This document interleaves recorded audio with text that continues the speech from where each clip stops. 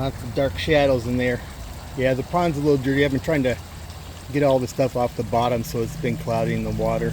So I'm trying to filter it. But yeah, we got koi in there.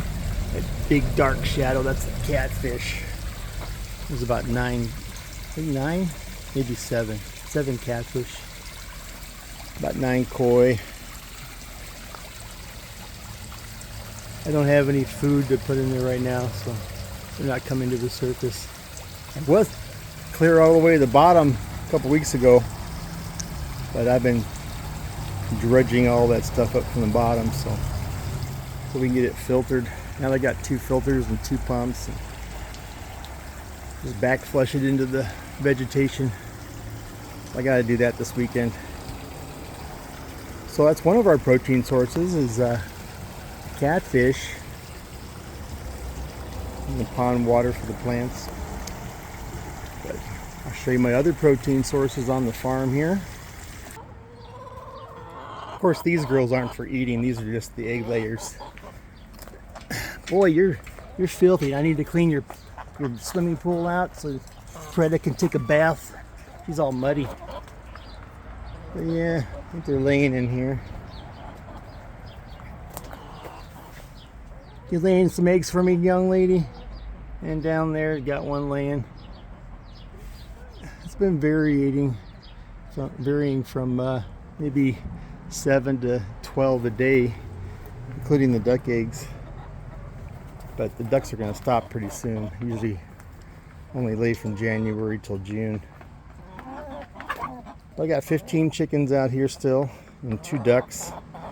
But I did get some more in my brooder. I'll go show you those little babies.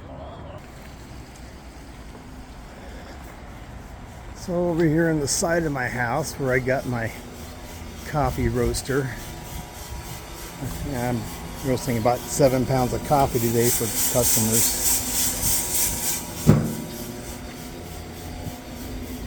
But I got my brood box over here. Got the heat lamp on a timer, so it's just shut off. But in this brooder, we have several different types, 4 different types of chicks. And this right here, I call Big Bird. That's my turkey. That's Thanksgiving. But there's 4 different varieties of chicks back there, all happy.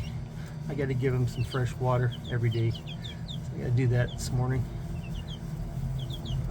These right, not those right there. What is that one? Probably a blue star, those gray ones. And the other tan ones, those are buff Orpingtons. Those are multi-purpose. You can actually have them for eggs, or you can eat them as a meat hen. But there's also a Arctic blue eggers back there, and what was the other variety? I forgot. But we got 8 more chickens, so we'll have 23 total, a turkey and 2 ducks for our flock. But that's our protein source. So yeah, there's a lot of things you can do just to have your nutrition and your safe food supply if you're living off grid a little bit. Of course, we're here in the middle of the city, so it's just an urban farm. But we got lots of stuff growing, and always have something to eat. And there's other times in the peak of summer and maybe the peak of winter we don't have as much. But there's always something, especially if you freeze it. And I make a lot of jams and stuff like that too, so have our toast with jam. But this is a passion, and it's not for everybody, but it's something you can do if you have a passion for gardening and you're willing to make the investment. You can't be a lazy gardener. Have a good day, guys.